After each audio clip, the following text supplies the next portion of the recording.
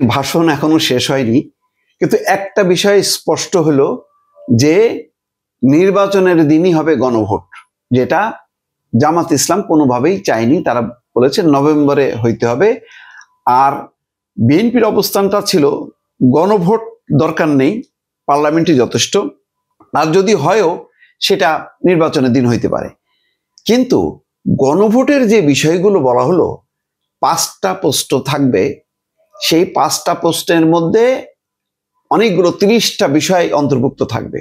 ভাই, জাতিকে এখন পড়াশোনা করতে হবে ভোট দিতে গেলে। গণভোটে যে সব বিষয় পড়াশোনা করে তারপরে ভোট দিতে হবে, এইরকম পড়াশোনা করার সময় কি থাকবে?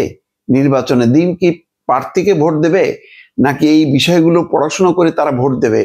এটা আমার কাছে মনে হইতেছে যে একটা মানে জট লেগে গেল আর কি। যাক, তারপরে একটা মনে হচ্ছে যেন একটা জোড়াতালি দিয়ে একটা ঐক্য হলো।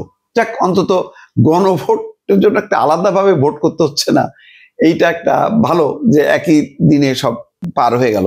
কিন্তু এই গণভোট আমার ধারণা যে জমবে না শেষ পর্যন্ত। দর্শক।